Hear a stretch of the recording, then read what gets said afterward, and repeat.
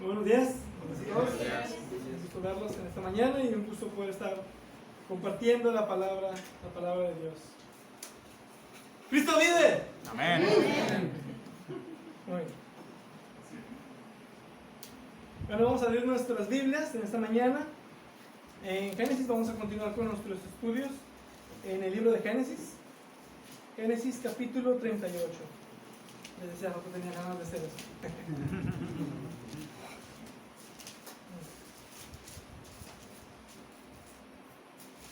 Génesis capítulo 38, en esta ocasión vamos a estar leyendo todo el pasaje. Génesis capítulo 38. Y dice la palabra de Dios: aconteció en aquel tiempo que Judá se apartó de sus hermanos y se fue a un varón adulamita que se llamaba Gira. Y allí vio Judá a la hija de un hombre cananeo, el cual se llamaba Súa, y la tomó y se llegó a ella. Y ella concibió y dio a luz un hijo y llamó su nombre Er. Concibió otra vez y dio a luz un hijo y llamó su nombre Onán. Y volvió a concebir y dio a luz un hijo y llamó su nombre Selah. Y estaba en Kiseb cuando le dio a luz. Después Judá tomó mujer para su primogénito Er, la cual se llamaba Tamar. Y Er, el primogénito de Judá, fue malo ante los ojos de Jehová y le quitó la vida. Entonces Judá dijo a Onán: llégate a la mujer de tu hermano y despósate con ella, y levanta descendencia a tu hermano. Y sabiendo Onán que la descendencia no había de ser suya, sucedía que cuando se llegaba a la mujer de su hermano, vertía en tierra, para no dar descendencia a su hermano. Y desagradó en ojos de Jehová lo que hacía, y a él también le quitó la vida. Y Judá dijo a Tamar su nuera: quédate viuda en casa de tu padre, hasta que crezca Selah mi hijo, porque dijo: no sea que muera él también con sus hermanos. Y se fue Tamar y estuvo en casa de su padre. Pasaron muchos días y murió la hija de Súa, mujer de Judá. Después Judá se consoló y subía a los asquiladores de sus ovejas a Timná. Y su amigo Gira, el adulamita, y fue dado aviso a Tamar diciendo: he aquí tu suegro sube a Timná a trasquilar sus ovejas. Entonces se quitó ella los vestidos de su viudez y se cubrió con un velo y se rebozó y se puso a la entrada de Naim junto al camino de Timná, porque veía que había crecido Selah y ella no era dada a él por mujer. Y la vio Judá y la tuvo por ramera, porque ella se había cubierto su rostro. Y se apartó del camino hacia ella y le dijo: déjame ahora llegarme a ti, pues no sabía que era su nuera. Y ella dijo: ¿qué me darás por llegarte a mí? Él respondió: yo te enviaré del ganado un cabrito de las cabras. Y ella dijo: dame una prenda hasta que lo envíes. Entonces Judá dijo: ¿qué prenda te daré? Ella respondió: tu sello, tu cordón y tu báculo que tienes en tu mano. Y él se los dio y se llegó a ella, y ella concibió de él. Luego se levantó y se fue y se quitó el velo de sobre sí y se vistió la ropa de su viudez.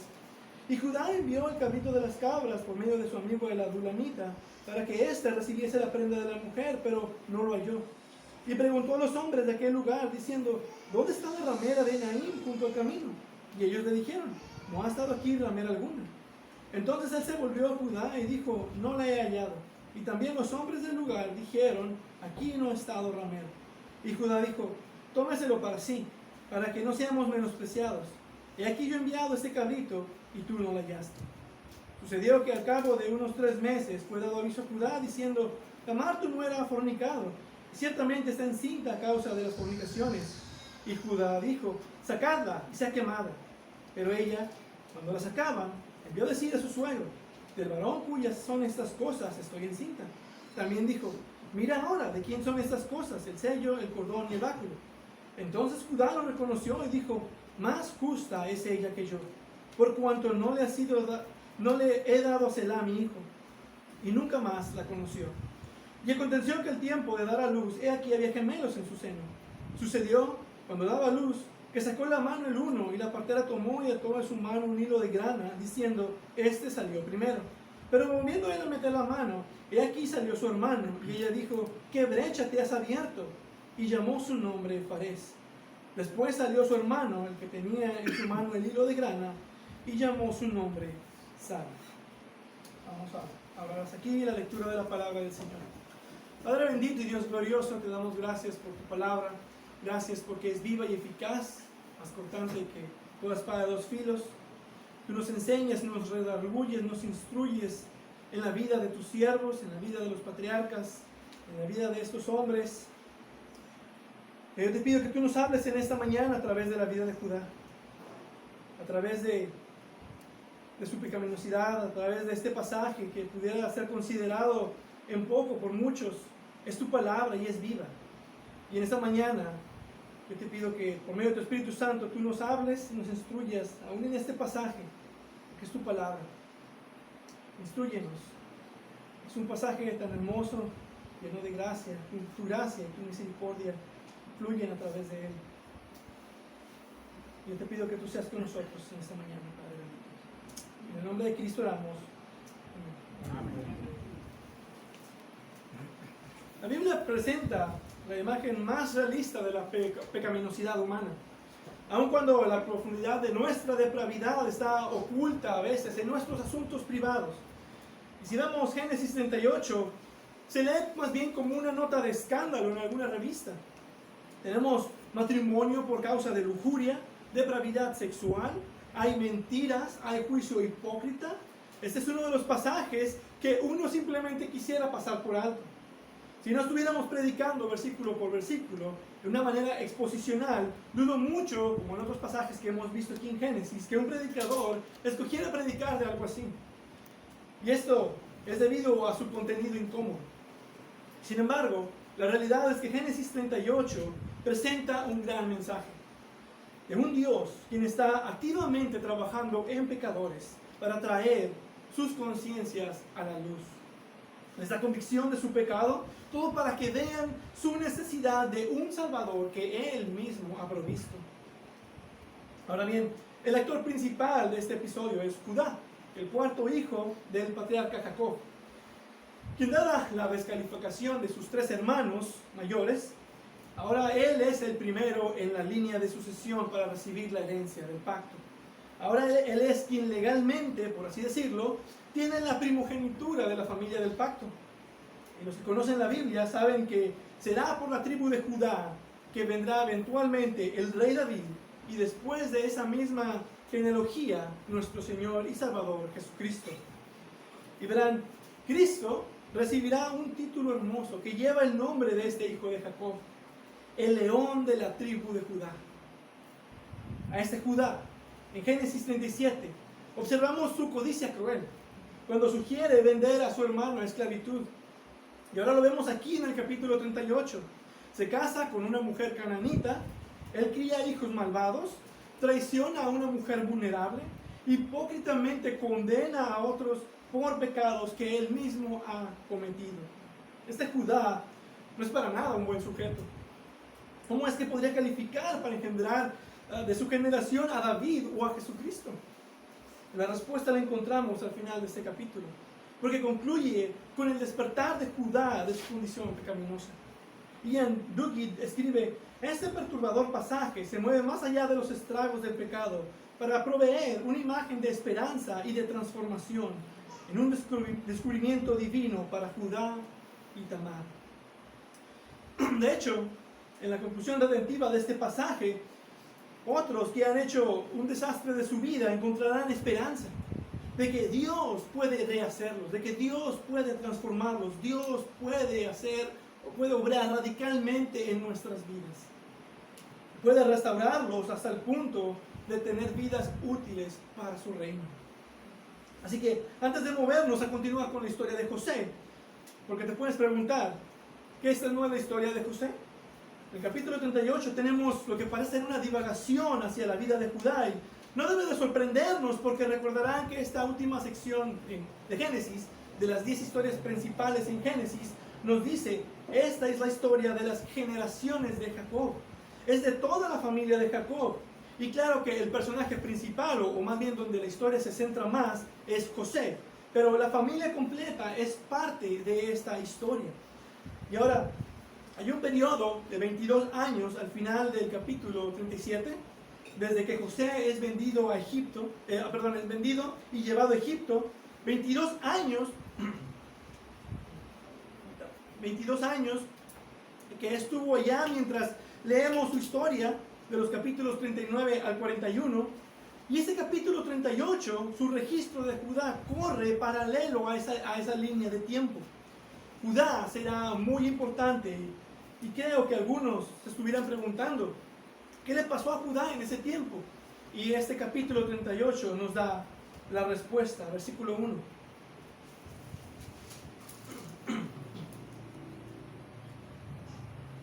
Versículo 1. Aconteció en aquel tiempo. Este es un indicativo de que esta historia comenzó a suceder inmediatamente después de la venta de José a esclavitud y la decepción de Jacob con la túnica sangrienta. Jacob está gravemente en luto. Los hermanos están estresados porque su padre no deja de lamentar a su hijo. Él no puede ser consolado. La familia está rota, está dividida. La relación aún entre hermanos está quebrantada. Y parece ser que Judá está diciendo, ahí se las ven ustedes, yo me voy a comenzar de nuevo. O tal vez incluso se pudo sentir mal por el trato que tuvo contra su hermano. Y la típica manera de resolver los conflictos es simplemente olvidándolos y dejándolos atrás, no pasa nada. Ya sea por una indiferencia a su familia, o por dejar su pecado enterrado, alejándose de todo lo que le recuerda su pecado, él se aparta de su familia. Ahora, Judá no solo estaba cansado de su familia, pero también de toda la religión de la casa de Jacob. Y lo que hace es buscar amistad con un grupo de cananitas. Versículo 1 dice, Judá se apartó de sus hermanos y se fue a un varón adulamita que se llamaba Hira. Adulam era un pequeño asentamiento cananeo situado a unos 13 kilómetros al noroeste de donde habitaban actualmente los hijos de Israel. Y más adelante, el rey David se esconderá en una cueva en este mismo lugar y se encuentra ubicado al suroeste de Jerusalén. Y este lenguaje que dice, se apartó y se fue, no es bueno. Esto no solo habla de ir a un lugar físicamente, habla de su condición espiritual. Se está apartando de las bendiciones, se está apartando de las enseñanzas de su padre. Se está comprometiendo con el mundo. Y esto mismo es lo que leímos en alguna ocasión de Lot. Y parece ser en la mente de Judá, sus problemas venían de su familia quebrantada. Entonces él va a salir y él va a hacer su propia familia. Esa es su solución. Hay ocasiones en que los hijos son criados en hogares cristianos que no son felices. Y ellos harán lo mismo. Irán a la universidad, se olvidarán de las enseñanzas de su hogar, encontrarán trabajos, a lo mejor en ciudades excitantes, y así poder escapar de todo el equipaje de problemas de su familia. Y no es que conscientemente digan, ya no soy cristiano. Ellos pueden seguir creyendo en Dios, en ocasiones sucede, pero otras veces simplemente se engañan a sí mismos. Se creen cristianos, mas ya no viven como cristianos. Simplemente dejan de comportarse como cristianos, dejan de asociarse con su familia, con los de la iglesia, dejan de participar de los medios de gracia y dejan de asistir a la iglesia. En lugar de eso, comienzan a asociarse con gente del mundo y siguiendo sus hábitos mundanos, sus costumbres. Cuando pasa algo así, es señal de peligro. Liam Gallagher dice esto: tenemos que tomar advertencia cuando preferimos la compañía de incrédulos que con hermanos y hermanas creyentes. Y bien, los resultados eran predecibles. Primero, viola la voluntad de Dios para el matrimonio. Algo que hemos visto en la vida tanto de Abraham, de Isaac y de Jacob es que no debían casarse con mujeres cananitas. Recordarán en Génesis 24 cuando el sirviente de Abraham viaja todo desde donde estaba Abraham hasta Padán Aram para encontrar a Rebeca. Luego Jacob es quien va y encuentra a Raquel. Y Judá sabía esto, que al igual que los cristianos no deben casarse en yugo desigual, no deben casarse con incrédulos, Judá de todas maneras va y hace esto, y es lo que vemos en el versículo 2 allá en Adulam. Y vio allí Judá la hija de un hombre cananeo, el cual se llamaba Súa, y la tomó y se llevó a ella. Podemos ver este lenguaje, y la tomó y se llevó a ella. No es un lenguaje de cortejo cristiano. No es como que la buscó, la trató de conocer. Esto no es un carácter piadoso que admiró en ella. Esto es lujuria. Él la miró y la tomó. Él la mira y la desea y la toma.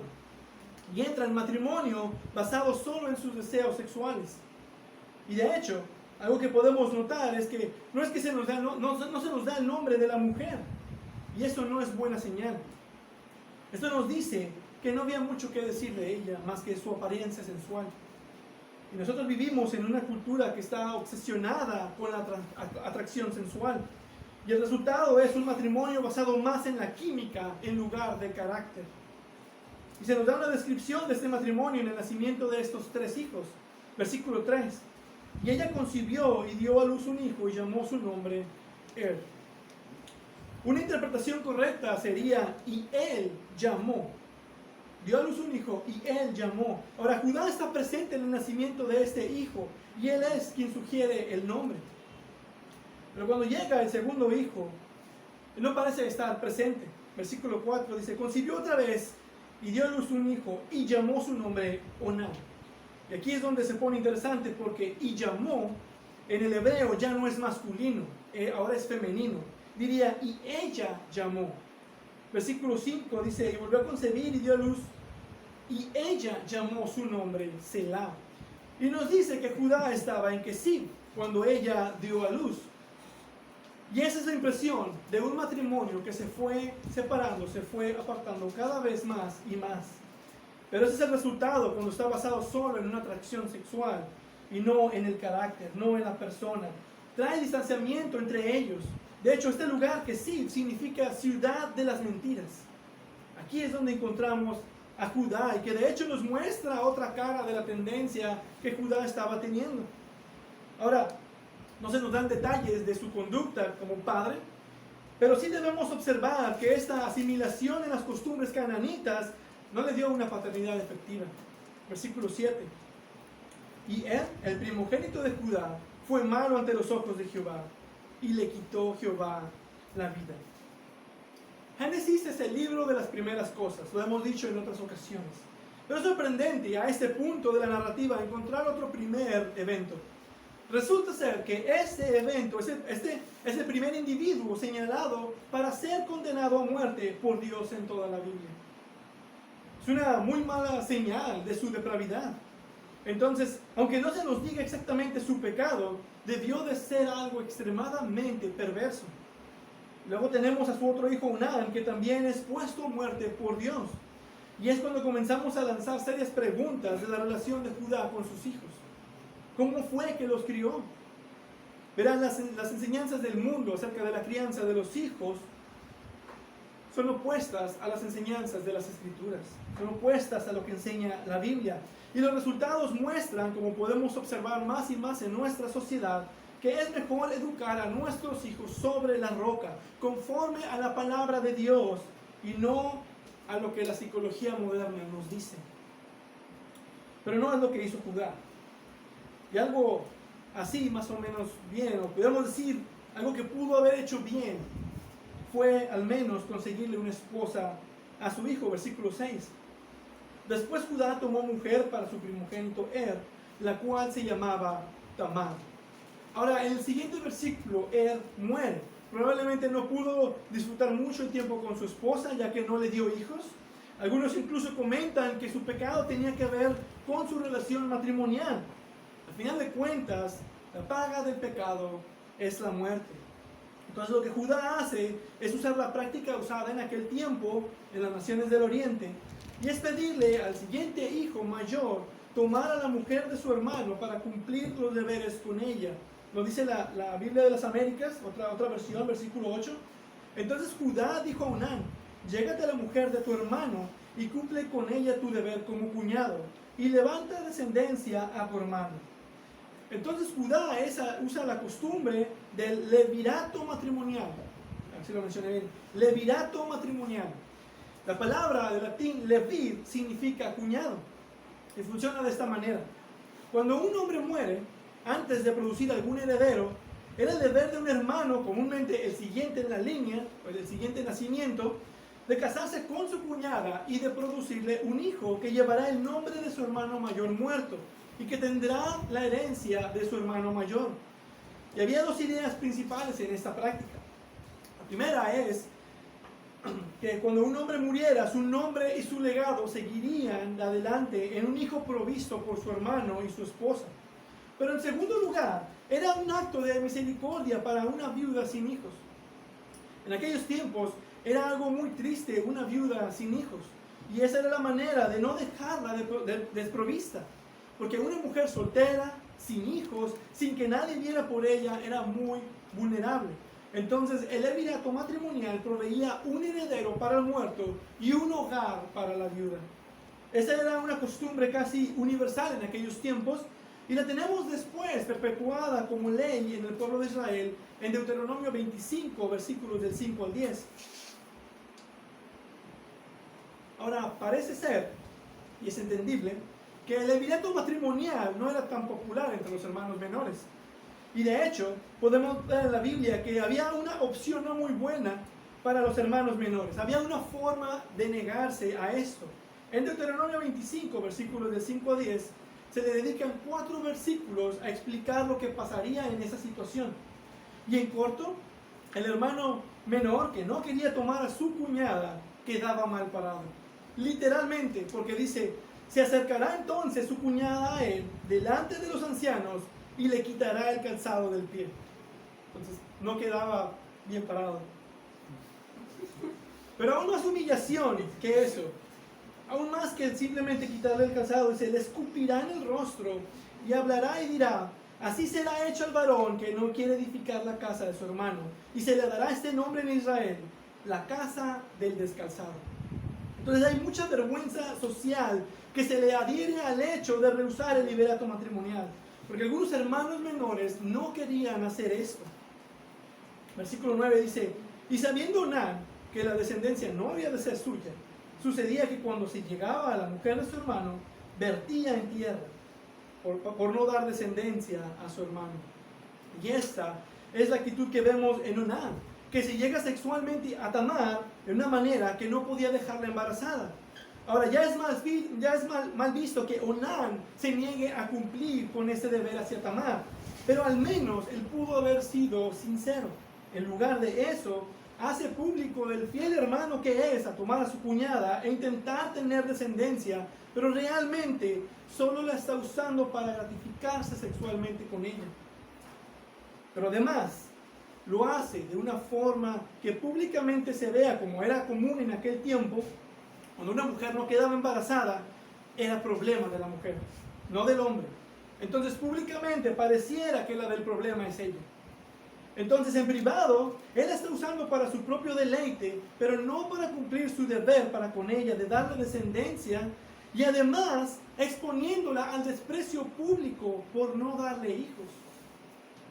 Y Dios se enojó tanto con esta actitud y engaño de Onán, que también le quitó la vida. Versículo 10. Y desagradó en ojos de Jehová lo que hacía, y a él también le quitó la vida. Y ahora a Judá solo le queda un hijo. Solo un hijo que le puede dar a Tamar. Y ahora por costumbre se le debe de ser dado a Tamar. Oye, él es el menor de la casa y probablemente, si fuera cierto, que él era un poco joven para casarse. Pero Judá piensa en esto. Ya van 2 de 2. En cuanto a mis hijos, ya le di 2 y ya perdí 2. Posiblemente él pudo pensar que Tamar tenía alguna especie de maldición sobre ella. Ya le di 2 de mis hijos y esos hijos ya están muertos. Cada hijo que le doy, hijo que muere. Versículo 11. Y Judá dijo a Tamar, su nuera, quédate viuda en la casa de tu padre hasta que crezca Selá mi hijo. Porque dijo, no sea que muera él también como sus hermanos. Entonces Judá fue a ella y le prometió que le daría su hijo menor. Y ciertamente era muy joven, pero las palabras de Judá eran con engaño. Él no tenía ninguna intención de darle su tercer y último hijo. Prácticamente la está arrojando. Ya no tiene uso para ella. La está haciendo esperar en vano. Pero ella estuvo de acuerdo con su suegro. Y se fue Tamar y estuvo en casa de su padre. Ella fue obediente. Ahora recordaremos un poco más atrás que todo esto es resultado de Judá de irse por su propia cuenta. No va a caminar en el camino de sus padres. Él empezará de cero, un nuevo comienzo para Judá, sin los problemas de su pasado. ¿Y saben cuál es el problema de esa estrategia? Tú. Tú, porque cuando dejas los estragos que el pecado te ha dejado y te mueves hacia adelante, sigues llevándote tu pecado. Tu pecado que te trajo esos problemas en primer lugar, aún seguirán contigo, donde te muevas. Por eso, si tienes pecados que estás cargando, el mejor lugar para estar es en la iglesia. Que estés entre el pueblo de Dios, adorando como iglesia, orando públicamente, exponiéndote a la predicación de la palabra de Dios, estando bajo la guía del Espíritu Santo mediante los medios de gracia. Es mejor que los pecadores hagan esto y que vengan a la iglesia. Pero ir al mundo es lo peor que puedes hacer. Escucha, Judá. Solo te estás moviendo tu pecado de un lugar a otro. A donde tú vayas, tu pecado también va contigo. Y hasta cierto punto es cómico. Este es un hombre que vendió a su hermano menor, ha abandonado a su familia, ha entrado a un matrimonio basado en su lujuria, ha fallado él en criar a sus hijos propiamente. Naturalmente, la conclusión más correcta es que es culpa de Tamar. Eso es lo que estaba pensando. Estaba echándole la culpa a Tamar. Y luego está en violación de su obligación como líder de proveer cuidado a una mujer vulnerable. Y de hecho, ese es el mero asunto del liderato matrimonial. De poderle dar cuidado y sustento a una mujer tan vulnerable como una viuda sin hijos. Pero en lugar de eso, manda a Tamar a un exilio enviudada.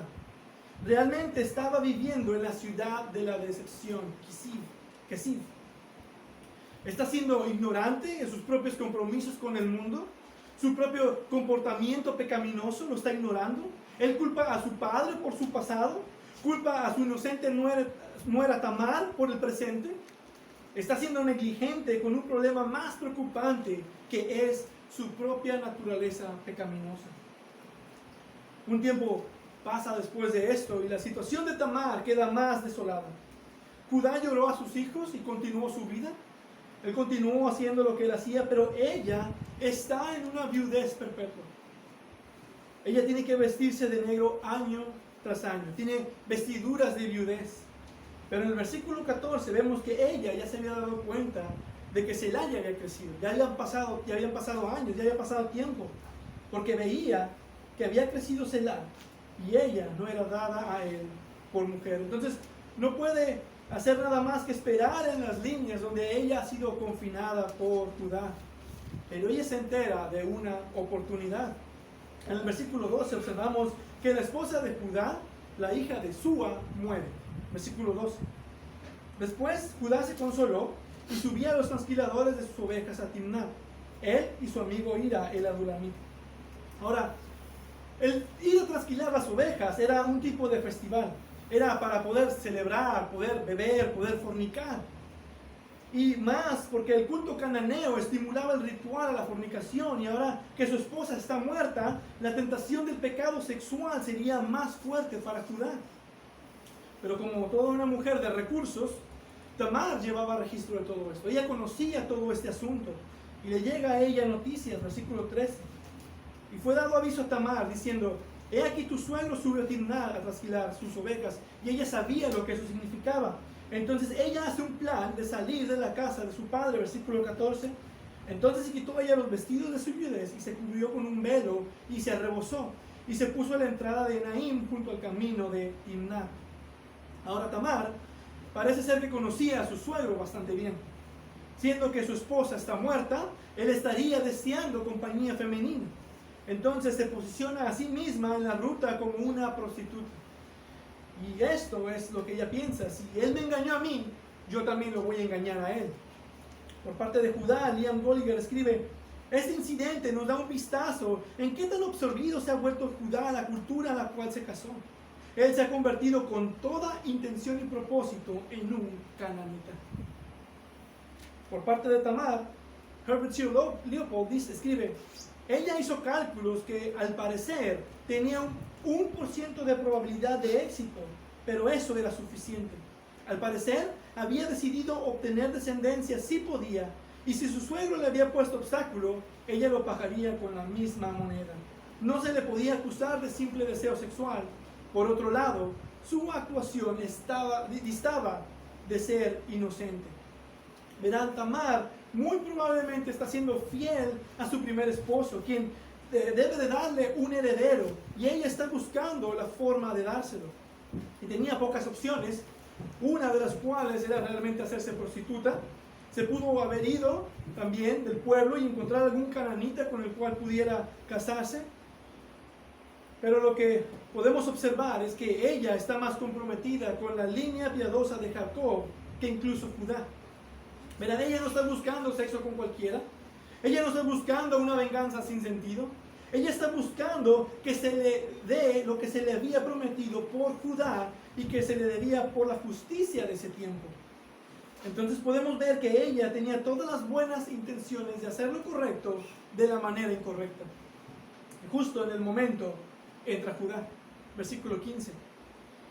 Y la vio Judá y la tuvo por ramera, porque ella había cubierto su rostro. Y justo como Tamar lo planeó, Judá se acerca con una oferta de negocio. Versículo 16. Y se apartó del camino hacia ella y le dijo: déjame ahora llegarme a ti, pues no sabía que era su nuera. Y ella dijo: ¿qué me darás por llegarte a mí? Esta era una típica conversación de negociación, y Judá sabía lo que estaba haciendo. Y la Biblia nos da la nota de que él no está cometiendo incesto voluntariamente. Dice, pues no sabía que era su nuera. Ella tenía el rostro cubierto y no la pudo reconocer. Pero él sí está tratando de arreglárselas para tener sexo con ella. Entonces ella le dice: ¿qué me darás por llegarte a mí? Versículo 17. Él respondió: yo te enviaré de ganado un cabrito de las cabras. Y es un buen precio de pagar. Ahora, a Tamar no le importa tener el cabrito. A ella le interesaba tener relaciones con Judá para tener herencia. Y esta es una mujer considerada perspicaz e inteligente. Y ella dijo: dame una prenda hasta que lo envíes. Entonces Judá dijo: ¿qué prenda te daré? Ella respondió: tu sello, tu cordón y tu báculo que tienes en tu mano. Ella sabe que él no está pensando muy bien. Su mente está puesta en el sexo que tendrá con ella. Verán, un hombre prominente llevaría un cilindro adornado hecho de piedra o de metal que era usado alrededor del cuello. Y ese era su sello en el mundo antiguo. Era como se reconocía. En otras palabras, él estaba entregando su INE. El báculo era un símbolo de autoridad, y normalmente tenían esos báculos incrustados en la parte superior la señal de propiedad. Se podía reconocer de quiénes eran estos objetos. Y él felizmente entrega todo lo que le pidió, y entonces él tiene relaciones sexuales con ella. Versículo 18. Y él se los dio y se llevó a ella, y ella concibió de él. Esto era un buen plan de Tamar. Ella quedó embarazada. Su plan funcionó. Versículo 19. Luego se levantó y se fue, y se quitó el velo de sobre sí, y se vistió de ropas de su viudez. Ella regresó con las ropas de su viudez, pero Judá, por supuesto, él quiere recuperar sus cosas. Eran importantes. Versículo 20. Y Judá envió al cabrito de las cabras por medio de su amigo el adulamita, para que éste recibiese la prenda de la mujer, pero no la halló. Otra vez Judá, él no está tomando acciones. Él no está siendo responsable. Él está enviando a su amigo. Pero lo que podemos ver es que él está pagando el cabrito que prometió, pero su interés era recuperar sus objetos personales. Ella ya estaba en su casa esperando la siguiente parte de su plan, pero el amigo sigue buscando y preguntando. Versículo 21. Y preguntó a los hombres de aquel lugar diciendo: ¿dónde está la ramera de Naín junto al camino? Y ellos dijeron: no ha estado aquí ramera alguna. El lenguaje usado aquí para ramera sugiere que Tamar se vistió como una prostituta común, como una zonot. El doctor Cornelio Rivera, profesor del hebreo en Honduras, hace una aportación a esta idea y dice: Judá tomó a Tamar como cualquier prostituta, pero quien llevó el pago, el amigo de Ulamita, preguntó por una prostituta del templo, una Kedesha. La respuesta que recibió fue la correcta. No había habido allí una Kedesha, pero es posible que alguien a lo mejor hubiera visto a una Zonot. Entonces el hecho de que no haya sido Judá quien fue a buscarla pudo contribuir al hecho de que no pudieron encontrarla. Ahora, esto no es bueno para Judá. Sus pecados ahora están siendo promovidos por todos lados. Entonces llega el reporte, versículo 22. Entonces él se volvió a Judá y dijo, no le he hallado. Y también los hombres del lugar dijeron, aquí no ha estado ramera. Pero Judá está sin pendiente. Él intentó hacer el pago y no se pudo. Él intentó quedar bien y no se pudo. Y para no ser el hazme reír, le dijo a su amigo, mejor tú quédate con el cabrito. Versículo 23. El hecho, la expresión, para que no seamos menospreciados, realmente, literalmente significa, para que no seamos causa de risa. Eso sí le preocupaba a Judá, que la gente se burlase de él, siendo una persona prominente. El siguiente versículo, pasan 3 meses. El embarazo ya se comienza a notar un poco. Así que le llegan noticias estresantes, algo verdaderamente sorprendente para Judá. Su nuera está embarazada, por lo tanto ha fornicado. Versículo 24. Sucedió que al cabo de unos 3 meses fue dado aviso a Judá diciendo, Tamar tu nuera ha fornicado y ciertamente está encinta a causa de las fornicaciones. Y ahora vemos la reacción de Judá, que no solo nos muestra su ceguera espiritual, pero al mismo tiempo nuestra propia incapacidad. Somos ciegos para ver nuestros propios pecados. Judá está furioso. Y Judá dijo, sacadla y sea quemada. A la mujer que le mandó esperar con engaño, quien dejó sin sustento, la mandó juzgar sin cuestionamiento, ignorando su propio pecado contra ella.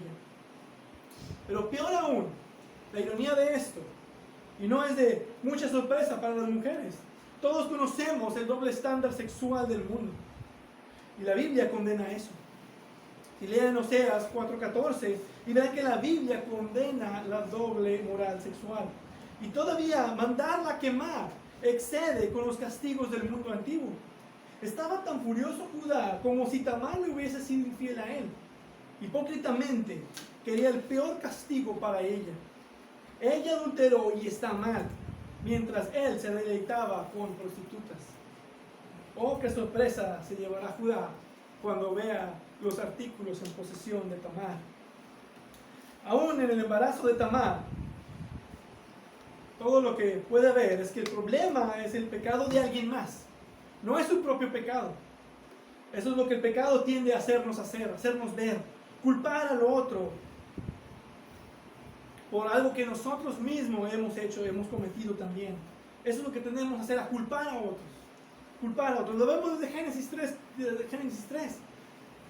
Cuando le preguntan a Adán, la mujer, le preguntan a la mujer, la serpiente. Es lo que tenemos que hacer, es nuestra naturaleza, culpar a otros, pero no ver nuestro propio pecado. Pero a este punto, Tamar estaba lista para soltar su trampa. Versículo 25. Pero ella, cuando la sacaban, envió a decir a su suegro, del varón cuyas son estas cosas estoy encinta. También dijo, mira ahora de quién son estas cosas, el sello, el cordón y el báculo. Ahí está Judá sentado en su trono de juez, y ahora sostiene en su mano, a la vista de todos, la prueba, la evidencia que condenará no a Tamar, sino a Judá de su pecado. Y en este momento vemos el significado de Génesis 38. De esto se trata Génesis 38. Verán, a simple vista parece un pasaje oscuro y de mucho problema sexual aquí, pero realmente es un pasaje hermoso, donde la luz del Evangelio de la gracia brilla. Dios está trabajando en gracia con Judá y con Tamar. Dios está trabajando afectuosamente en amor para con los suyos.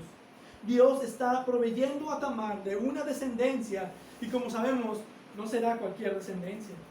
Pero también Dios quiere abrir los ojos de Judá y que él vea lo que necesitaba ver desde un principio. Y es lo mismo que necesitamos ver nosotros también. Y eso es lo que Dios quiere mostrarnos, que nuestro problema principal es nuestro propio pecado. Es nuestro propio pecado. Ian Duke describe, después de años de culpar a todos los demás por sus problemas, Judá reconoció su propia culpa. Él le mintió a Tamar, le negó su derecho, la dejó desprotegida. Él era totalmente culpable del mismo pecado por el cual la estaba condenando. Y bien, hay varias señales que vemos. Es Dios quien está trabajando en este episodio para convencer a Judá de su pecado. Una es que Tamar quedó embarazada en la primera interacción sexual. Y claro, eso puede pasar. pero pasa por la voluntad de Dios. Dios es el autor de la vida, así que Dios fue quien causó este embarazo en su primer intento por medio de Judá. Otra es la pregunta de Tamar, y nos trae un recuerdo a las experiencias pasadas de Judá. Observen lo que ella dice: mira ahora de quién son estas cosas, el sello, el cordón y el báculo. ¿Dónde hemos escuchado eso antes? Si retrocedemos un capítulo, Génesis 37, donde le entregan a Jacob una túnica rota y ensangrentada y le dicen: te rogamos que lo examines para ver si es la túnica de tu hijo o no. Prácticamente Judá está diciendo a Jacob: mira ahora de quién es esta túnica. Dios es quien está obrando esta ironía aquí. Y está reventando la burbuja de Judá, que creyó que se podía salir con la suya. Él no dejará los pecados queden en la oscuridad. Dios está trabajando poderosamente en su vida. Te ruego, Judá, le dice Tamar, te ruego, Judá, que lo examines para ver si es tu sello, tu cordón, tu báculo. Otra evidencia está en el nombre del lugar donde se encuentran Judá y Tamar, y se llama Enaim. Este lugar se llama Enaim, y uno se pudiera preguntar, ¿qué significa Enaim en hebreo? Resulta ser que Enaim significa literalmente abrir de ojos. Abrir de ojos, ese suceso, Dios estaba abriendo sus ojos para que Él pudiera ver su propio pecado. Y qué bendición es que Dios nos dé convicción de nuestro pecado y que nos abra los ojos a esa realidad. Aunque no nos gusta eso, es incómodo y hasta a veces molesto, pero es una bendición y es necesaria para nuestro bien. Que Dios nos abra el entendimiento y nos haga ver, como dice David, los pecados, incluso los que nos son ocultos. Y Dios sigue trabajando hasta que lleguemos al lugar donde está Judá. Entendiendo la realidad de que somos pecadores, que el problema de nuestras vidas es nuestro pecado por el cual necesitamos un redentor. No hay mayor bendición que necesitamos que eso que le pasó a Judá. Escuchen a Juan Carlos Ryan, dice: un conocimiento correcto del pecado yace en la raíz de todo cristianismo sano. Sin convicción, tales doctrinas como justificación, conversión y santificación son solo palabras y nombres que no transmiten ningún significado a la mente. Por tanto, lo primero que hace Dios cuando convierte a alguien en una nueva criatura en Cristo es enviar luz a su corazón y demostrarle que es un pecador culpable. Un pecador culpable.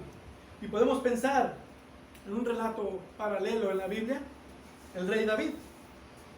El rey David, después de su gran pecado con Betsabé, en el cubrimiento y el asesinato en 2 Samuel 11, en el capítulo 12, Dios manda al profeta Natán, que muy habilidosamente le muestra a David: tú eres ese hombre culpable.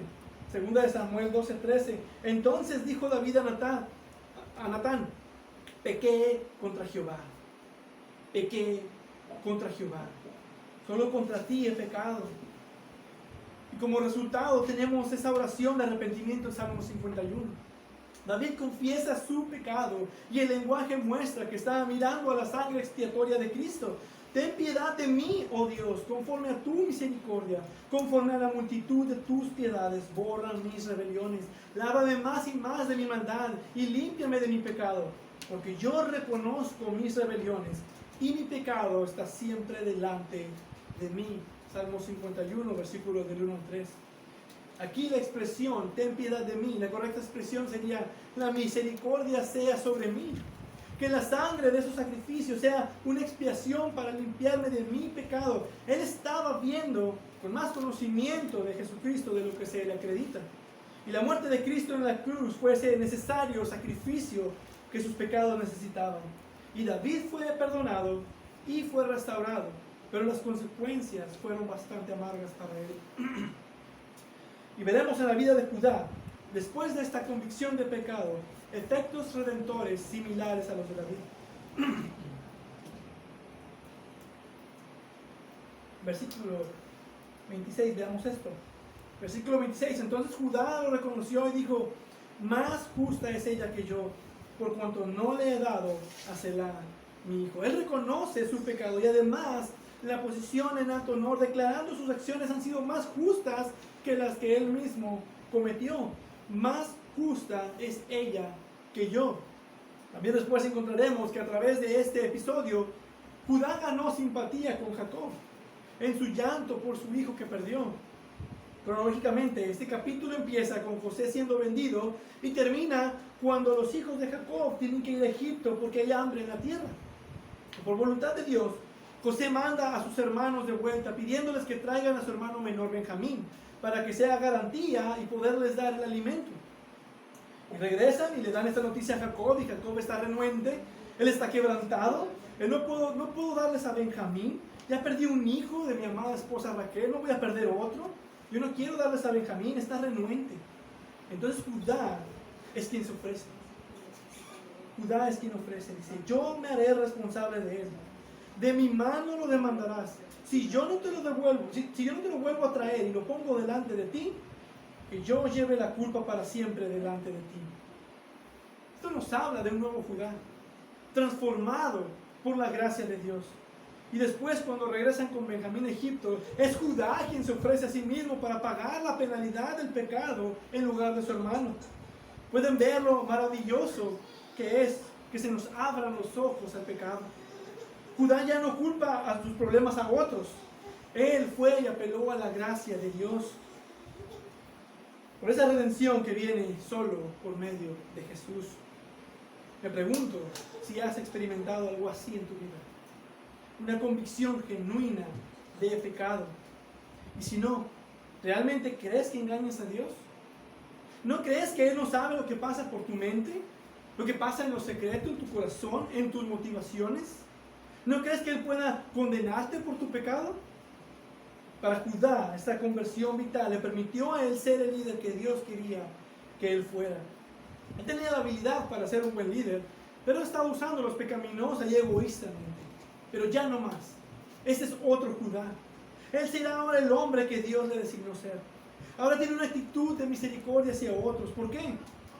Porque él ha visto a la misericordia misma en la gracia de Dios. Y déjame decirte que mientras no estés convicto de tu pecado, mientras no estés dispuesto a estar ahí y decir como David, yo soy ese hombre culpable, yo soy ese pecador. No se trata del pecado de otros. Yo he pecado delante del Señor.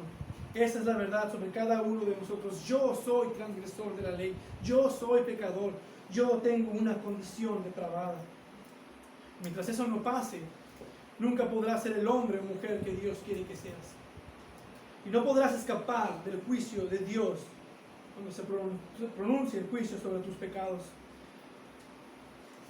Años después de todo esto, el apóstol Juan, quien explica lo que le pasó a Judá, junto con la bendición que viene a nosotros cuando nuestros ojos son abiertos a ver nuestro pecado. Y dice, si decimos que no tenemos pecado, nos engañamos a nosotros mismos y la verdad no está en nosotros. Si confesamos nuestros pecados, Él es fiel y justo para perdonar nuestros pecados y limpiarnos de toda maldad. Primera de Juan, capítulo 1, versículos 8 al 9. Para terminar, hay una anotación final de esta historia de redención. Y es la bendición de Dios sobre Tamar, versículo 27. Y aconteció que en aquel tiempo de dar a luz, he aquí había gemelos en su seno. Sucedió que cuando daba luz, sacó la mano el uno y la partera tomó y ató una mano de hilo de grana, diciendo, este salió primero. Pero volviendo él a meter la mano, y aquí salió su hermano y ella dijo, ¿qué brecha te has abierto? Y llamó su nombre Farés. Después salió su hermano, el que tenía en su mano el hilo de grana, y llamó su nombre Sara. Noten que Dios le da hijos, y son dos cuates. Pero son dos aquí por cada uno de los esposos que Tamar perdió. Y al mismo tiempo son dos hijos que Judá perdió. Y esos hijos eran una bendición a su fidelidad a la línea de Jacob. Y ahora ella es traída de vuelta a la familia del pacto, linaje de Israel, pero ahora lo hace como una madre honrada. Y observen la similitud con la que nacen estos hijos. Una manera similar a la de Jacob y de Saúl de Rebeca. Es una forma de decir que ahora ella es la matriarca. Tienes a Sara, a Rebeca y a Raquel, y ahora esta cananita, prostituta de una única vez, Tamar, ahora es la matriarca de la familia de Israel. De hecho, ella es la madre de los judíos, de la tribu de Judá y mayormente del linaje especial de donde vendrá el Mesías. En el Nuevo Testamento podemos encontrar en la genealogía de Jesucristo que se menciona a María y a 4 mujeres, y todas ellas estuvieron envueltas en pecado. Y 3 de ellas eran gentiles, personas externas a la familia del pacto. Aunque no por nombre, encontramos a Betsabé, dice, la que fue mujer de Urías. Dice Betsabé. Ruth, la moabita, que decidió seguir al Dios de Israel. Rahab, la prostituta de Jericó, quien por fe libró a los espías de Israel. Y tenemos también por mención a Tamar. Maravilloso que se mencionen estas mujeres en la genealogía de Jesús. Y verán, se mencionan estas mujeres, mas no tenemos a Sara, a Rebeca, a Lea, porque hay un punto importante en esta genealogía. Esas mujeres que sí se mencionan están relacionadas con la incredulidad y el pecado. Y Jesús vino, como lo pone Isaías, para ser contado con los transgresores. Él vino para estar con pecadores, para salvarlos. Y déjenme poner un último pensamiento. Judá hace una declaración fuerte, pero verdadera, al reconocer que no hubo maldad en Tamar. Y dice, más justa es ella que yo. Y bueno, el estándar de Judá no es el más alto que digamos. Muchos pudieran tener más justicia que Judá. Y sí es más justa ella en sus acciones, pero no lo suficiente. Ambos son injustos. Ambos son pecadores delante de Dios y tienen la misma necesidad de un Redentor. Y en la vida de Jesucristo, en su vida perfecta y en su muerte expiatoria, ¿sabes lo que Jesús te dice cuando Dios te abre los ojos? Que puedes ver tu pecado ahora con odio, con desprecio. Puedes ver a Jesús con más amor, con más fe. Jesús, refiriéndose tanto a su sacrificio expiatorio por tu pecado y a su vida de perfecta obediencia que ahora son aplicadas a ti, Él dice, eres tan justo como yo. Eres tan justo como yo. La misma justicia que yo he logrado, la misma justicia que poseo, dice Jesús, te la doy a ti delante del trono de Dios. Es tu justicia. Hay un intercambio. El pecado de nosotros es arrojado a Cristo para ser castigado, mientras a nosotros se nos da la justicia de Cristo para ser recompensados, cuando no meritamos nada. Esa es la maravillosa gracia de Dios. Él ganó la justicia que necesitamos y no podemos tener. Dice Jesús, en mí, por medio de la fe, son tan justos como yo. Es una verdadera vindicación. Él es un mejor hombre y mejor salvador que Judá. Su justicia es perfecta. Y esa es la justicia que en su nombre, por fe, Él nos da. Solo en Jesús, quien en palabras del rey David en Salmo 103 dice, Él es quien perdona todas tus iniquidades, Él es quien sana todas tus dolencias, el que rescata del hoyo tu vida, el que te corona de favores y misericordias, el que sacia de bien tu boca. ¿Y cuál va a ser tu respuesta en esta mañana? ¿Cuál puede ser tu respuesta en esta mañana? A la justicia de Cristo imputada a nosotros. Bendice, alma mía, a Jehová, y bendiga todo mi ser su santo nombre. Bendice, alma mía, a Jehová, y no olvides ninguno de sus beneficios. Amén. Vamos a orar. Padre, gracias te damos por la justicia perfecta de tu Hijo Jesucristo. Gracias porque podemos ver pecadores como Judá, como Tamar, que a pesar de que pudieran haber hecho algunas buenas acciones, no es suficiente. Solo la justicia de Cristo es suficiente. Solo su sacrificio es suficiente. Solo por tu gracia, solo por medio de la fe en tu Hijo y en su hogar, podemos ser redimidos y podemos encontrar el perdón de nuestros pecados. Abre nuestros ojos, Señor, a nuestros pecados. Líbranos de los que nos son ocultos. Sigue trabajando en tu iglesia. Sigue haciendo brillar la luz de tu evangelio en cada uno de nosotros, en cada corazón. Y haznos ver el pecado que aún habita en nosotros. Y transfórmanos, Señor. Por medio de tu palabra, santifícanos. Santifícanos por medio de tu verdad. No dejes de obrar en tu pueblo, Señor. Sigue trayendo salvación a nuestros medios. Sigue obrando poderosamente santidad en cada uno de nosotros. Y no podemos dejar de dar gracias. No podemos dejar, como decía el salmista, bendice alma mía a Jehová y bendiga todo mi ser tu santo nombre. Santificado seas por siempre, Señor. Amén. Amén.